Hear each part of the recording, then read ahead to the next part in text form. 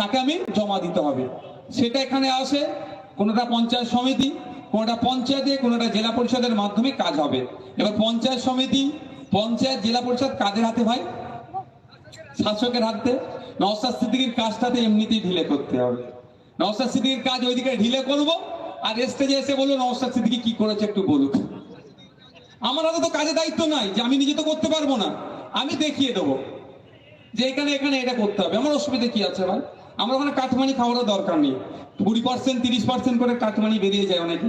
আমার বলা আছে যতটুকু কাজ করতে পেরেছি, আর যারা কন্ট্রাক্টররা নিয়েছেন কাজ, বলা আছে 10 পয়সা আমার লাগবে না, কিন্তু কাজটা আমি বুঝে নেব। না হলে কাজ কোথায় টাইট দিতে হয় আমি টাইট দিয়ে দেবো, কিন্তু কাজ করতে দেওয়া হচ্ছে না। তারপরেও এখানকার বাজার কমিটির যে সমস্যা সেটা মাথায় রাখছি। বাজার কমিটির যারা দায়িত্বশীলেরা আছে দরকার লাগলে আমি আরেকবার বসবো, কোথায় করলে সুবিধা হয় মানুষের স্বার্থে, ভাঙরবাসীর স্বার্থে। ল্যাডের টাকা আমার নিজের টাকা নয়, আপনাদের এই ট্যাক্সের টাকা আমাদের মাধ্যমে খরচ হয়, এটা মাথায় রাখবেন। আমি আমার বাড়ি থেকে 60 লাখ 70 লাখ টাকা এনে দিচ্ছি না, বা মমতা ব্যানার্জি নিজের গাঁট থেকে দিচ্ছে না, ও টাকাটা আপনাদের ট্যাক্সের টাকা, শুধু খরচের মাধ্যম আমি। এতটুকুই কথা বলে কোথায় করলে সুবিধা হবে আমি কথা দিয়ে যাচ্ছি, এখানে এই ব্যবস্থাটা আমি করে দেব।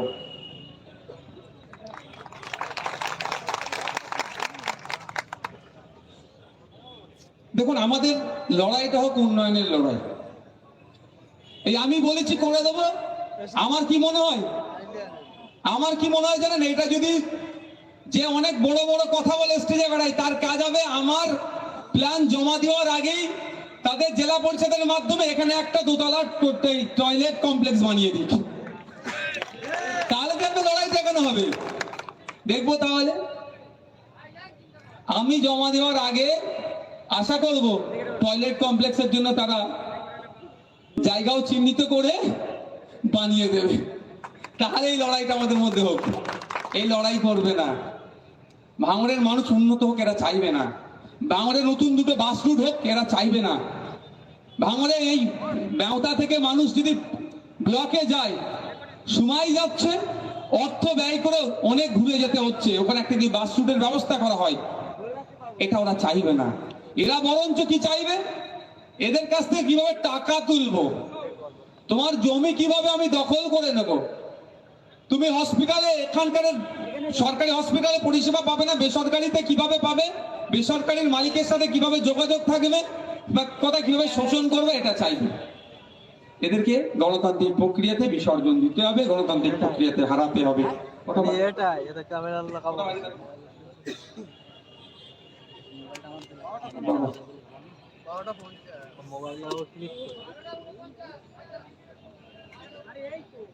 আর 2-5 মিনিট বলে শেষ করে দেবো, হ্যাঁ, কারণ অনেক রৌদ্র, অনেকে কষ্ট হচ্ছে, অনেকক্ষণ ধরে আপনারা বসে আছি।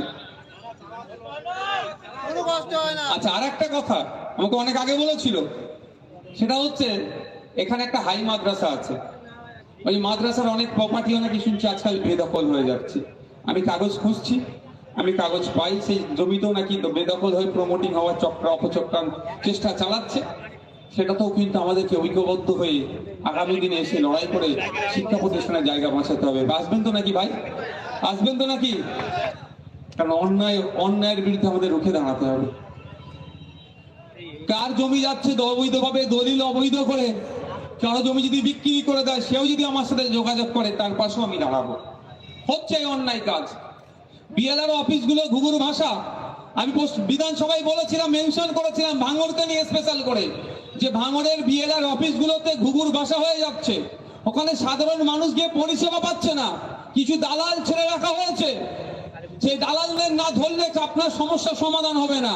সেই দালাল বেশি টাকা নিচ্ছে, রাতের অন্ধকারে আপনার জায়গার পর্চা অন্যের নামে হয়ে যাচ্ছে, ফেক দলিল হয়ে যাচ্ছে। এই কথাগুলোও কিন্তু আমি বিধানসভায় আপনাদের জন্য বলেছি। আর আমার উপরে এত রাগ কেন? এরা দেখবেন যত না বেশি শুভেন্দু অধিকারী মহাশয়ের নামে বলে, তার থেকে বেশি আমার নামে বলে। শুভেন্দু অধিকারী মহাশয় তো প্রধান বিরোধী দল নেতা, প্রধান বিরোধী দল তো ওদের বিরুদ্ধে বেশি বলবে না, বলবে আমার বিরুদ্ধে। কারণ আমি তো মানুষের ছোট ছোট সমস্যাগুলোকে ওখানে তোলার চেষ্টা করি, যে আমাদের ভাঙড় বিধানসভা মানুষ যেখানে সাফার হচ্ছে, যেটা সমস্যা হচ্ছে, সেটাকে তুলে ধরার চেষ্টা করি। তুলে ধরলি তো ওখানে উত্তর দিতে পারে না, ফলে ওর মুখটাকে বন্ধ করতে হবে, আর না হলে ডিস্টার্ব করতে হবে। এই কাজে নিয়োজিত আছে তারা। তারপরেও বলবো যে সংকল্প নিয়ে রাজনীতির ময়দানে এসেছি। ক্ষমতা দখল এক বড় উদ্দেশ্য নয়, সমাজ ব্যবস্থা পরিবর্তন করাই আমাদের প্রধান লক্ষ্য। সেই কাজে আমরা নিয়োজিত আছি। ক্ষমতা থাকলেই হবে এরকম কোনো ব্যাপার নয়। ক্ষমতা থাকলে সহজেই সমাজ পরিবর্তন করে দেওয়া যায়। ক্ষমতা নাই, ধীরে ধীরে হবে, কিন্তু মানুষকে সচেতন করতে হবে। তাই বন্ধুগণ যারা উপস্থিত হয়েছেন, আপনাদের কাছে অনুরোধ করব, সৌজন্যতার রাজনীতি করুন। কার যে দল ভালো লাগছে করুন, কিন্তু দিনের শেষে আপনি প্রতিবেশী, দিনের শেষে আপনি ভাঙড়ের মানুষ, এটা মাথায় রেখে রাজনীতি করুন। আচ্ছা, আপনারা দেখেছেন অনেক সময়, বিভিন্ন সময় বিভিন্ন ভাবে দেখেছেন। গত বছরে বিধানসভার মধ্যে শুভেন্দু অধিকারী মহাশয়কে ডেকে মমতা ব্যানার্জি চা খাওয়ালেন। আমরা পেপার পত্রিকার মাধ্যমে, মিডিয়ার মাধ্যমে কি দেখলাম? এক টেবিলে সুজন চক্রবর্তী, পার্থ চ্যাটার্জি, কুণাল ঘোষদের মতো নেতারা বসে আছে। আবার কি দেখলাম? দিলীপ ঘোষ, কুণাল ঘোষ, সুকান্ত মজুমদাররা এক জায়গায় বসে কেক কাটছে। আমার প্রশ্ন, তারা যদি এক জায়গায় বসে কেক কাটতে পারে, এক জায়গায় যদি এসি ঘরে বসে থাকে, বসে চা খেতে পারে, তাহলে হাতি চালাতে কেন?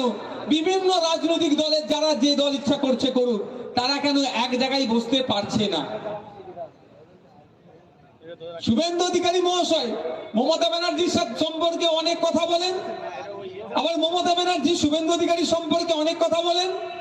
দিলীপ ঘোষ অভিষেক ব্যানার্জি সম্পর্কে বলছেন, অভিষেক ব্যানার্জি অধীর রঞ্জন চৌধুরী সম্পর্কে বলছে, মোহাম্মদ সেলিম ফিরহাদ হাকিমের সম্পর্কে বলছে, সুজন চক্রবর্তী আপনার শোভন বাবু সম্পর্কে বলছে। ওরা কিন্তু অনেকের বিরুদ্ধে বলছে, কিন্তু বলাটা কি হচ্ছে? মিডিয়ার মাধ্যমে, ক্যামেরার মাধ্যমে। আর আমরা যারা বুথ স্তরে রাজনীতি করছি, তারা এতটাই, তাদের ভালোবাসায় আমরা হয়ে যাচ্ছি, এতটাই অনুপ্রাণিত হয়ে যাচ্ছি, আমরা মিডিয়ার মাধ্যমে বলছি, আমরা সরাসরি হাতাহাতি লড়াইয়ে জড়িয়ে পড়ছি। আচ্ছা, আপনারা কোনোদিন দেখেছেন মমতা ব্যানার্জির সাথে শুভেন্দু অধিকারীর হাতাহাতি লড়াই হতে? একটু আওয়াজ দেবেন ভাই। কোনোদিন দেখেছেন অভিষেক ব্যানার্জির সাথে অধীর রঞ্জন চৌধুরীর হাতাহাতি লড়াই হতে? কোনোদিন দেখেছেন মোহাম্মদ সেলিমের সাথে ফিরহাদ হাকিমের লড়াই হতে? বা বড় বড় নেতাদের মধ্যে কারোর সাথে হাতাহাতি লড়াই হতে? কোনোদিন দেখিনি। না দেখাটাই কাম্য, আমরা দেখতেও চাই না ওই দিন। কিন্তু আমরা কি দেখেছি? যে তারা যে লড়াইটা করে মিডিয়ার মাধ্যমে, ক্যামেরার মাধ্যমে। তাই আজকে আপনাদের এখানে বিভিন্ন রাজনৈতিক দলের এখানে কর্মী সমর্থকরা আছেন, আওয়াজ শুনতে পাচ্ছেন। প্রত্যেকের কাছে অনুরোধ করছি, আপনার ওপর নেতৃত্বরা যখন শান্তির কথা বলে, আপন ওপর নেতৃত্বরা যখন এসি ঘরে বসে ভিন্ন রাজনৈতিক দলের নেতাদের সাথে চা খেতে পারে, তাহলে আপনারা বুথের স্তরে মারামারি হানাহানিতে জড়িয়ে পড়ছেন কেন? দিনের শেষে কারা ক্ষতিগ্রস্ত হচ্ছে? বুথের লোকেরা। তাই এখানে আইএসএফ এর যারা নেতৃত্বরা আছে, ওই সমাজ ব্যবস্থা আপনাদের দ্বারাই গড়ে তুলতে হবে। আমি বিশ্বাস ভরসা করি আপনারাই পারবেন। যে ওরা ইট ছুটতে ছুটতে বৃথা হয়ে যাবে, আপনারা গুলাব দিতে দিতে হাঁপাবেন না। একটা সকাল আসবে, সেই সকালের অপেক্ষায় আমরা আছি। আইএসএফ এর পক্ষ থেকে ভিন্ন রাজনৈতিক নেতাদেরকে গুলাব দিতে দিতে থাকবে। একটা সময় আসবে, ভিন্ন রাজনৈতিক দলে যারা ইট ছুটছিল, ইটকে ফেলে দিয়ে তারাও গুলাব নিয়ে আপনারা সামনে দাঁড়াবে। ওই সমাজ ব্যবস্থা আমাদের করতে হবে। কাকে মারছে? কি আছে আপনার? আপনার পাড়া প্রতিবেশী সকাল বিকেল আপনাদের সাথে দেখা, তার সাথে মারামারি হানাহানিতে জড়িয়ে পড়ছেন। তার জন্য সে কিন্তু এসি রুমে বসে আপনার বড় নেতার সাথে গল্প করছে। তাই আপনাদের অনুরোধ করব, সৌজন্যতার রাজনীতি করুন। মারামারি হানাহানি বর্জন দিয়ে দিনের শেষে ভাঙড়বাসী, দিনের শেষে প্রতিবেশী, এটা মাথায় রেখে রাজনীতি করুন। দ্বিতীয় কথা, আপনাদের কাছে তিনটে আমি প্রস্তাব রাখবো আজকে। দ্বিতীয় কথা, আপনাদের কাছে আপনাদের ছেলে মেয়েগুলোকে উচ্চশিক্ষায় শিক্ষিত করুন। অর্থের অভাবে কারো ছেলে মেয়ে না পড়াশোনা বন্ধ হয়ে যায়। প্রয়োজনে আপনাদের বিধায়ক, আপনাদের ছোট ভাই আমি আছি, আমি দায়িত্ব তুলে নেব। কারো অর্থের অভাবে না পড়াশোনা বন্ধ হয়ে যায়। আজকে আমরা পড়াশোনা কম করেছি বলে আমাদেরকে যেটা বোঝাচ্ছে আমরা বুঝে নিচ্ছি। আপনার ফান্ডামেন্টাল রাইটস এর মধ্যে দেখুন না কি কি আছে। সংবিধানের 12 থেকে 35 নম্বর ধারাটা দেখুন না, ওখানে আপনার মৌলিক অধিকারের কথা বলা আছে। এক ভাই আমার এক্ষুনি বলছিলেন না যে আমাদের পাকা ঘর চাই, বলেছেন তো? বাস্তব কথা, ওই ভাই পাকা ঘর পাওয়ার যোগ্য দিচ্ছে না বলে তার ক্ষোভের কথা বলেছে। আপনাদের বলি, সংবিধানের ধারাতে দেখুন বাসস্থানের দায়িত্ব কে নেবে? সরকারকে নিতে হবে।